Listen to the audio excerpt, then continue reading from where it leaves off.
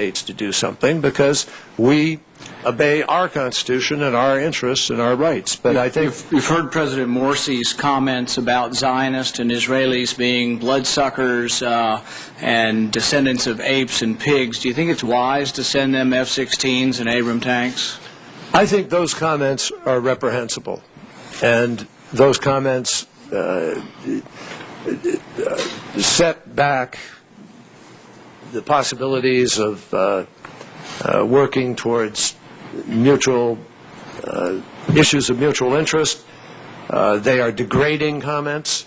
They're unacceptable by anybody's standard, and I think they have to appropriately be apologized for. Now, they only understand strength. If you keep sending them weapons, they're not going to change their behavior. Let me just finish. President Morsi has issued 2 statements to clarify those comments, and we had a group of senators who met with him just the other day who spent a good part of their conversation in relatively heated discussion with him about it.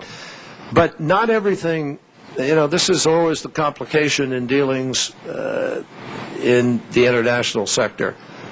Not everything lends itself to a simple clarity of black, white, this, that, every time. We have critical interests with Egypt. Critical interests with Egypt. Egypt has thus far supported and lived by the peace agreement with Israel. Israel and has taken steps to begin to deal with the problem of security in the Sinai. Those are vital to us and to our national interest and to the security of Israel. In addition to that, they have followed through on the promise to have an election. But I know things are not black and white. But they've had an election. They've had a constitutional process. There's another election that is coming up shortly for the lower house. The fact that sometimes other countries elect somebody that you don't completely agree with doesn't give us permission to walk away from their election. But this has been our problem with our foreign policy for decades, Republican and Democrat. We funded bin Laden. We funded the Mujahideen. We were in favor of radical jihad because they were the enemy of our enemy. We've done this so often. I see these weapons coming back to threaten Israel.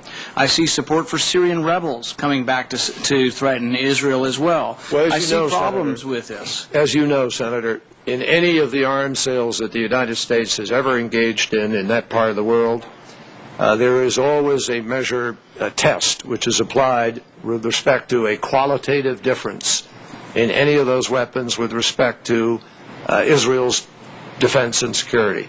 And we do not sell weapons and will not sell weapons that might upset that qualitative balance. Yeah, so we sell 20 F-16s to Egypt. We got to give 25 to Israel. Sounds like we're fueling an arms race. Why don't we just not give any weapons to Israel's enemies? That'd certainly save us a lot of money and might make it safer for Israel. Better yet, until we are at that moment where that might be achievable, maybe it'd be better to try to make peace. One final question, if I could, Mr. Chairman. It's very short. Would you consider supporting conditioning aid to Pakistan on the release of Dr. Shakil Afridi? I'm afraid if we don't support informants who have helped us, we're not going to get many more informants. Well,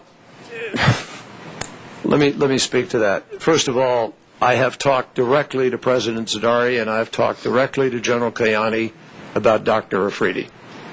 And like most Americans, I find it, as you do, incomprehensible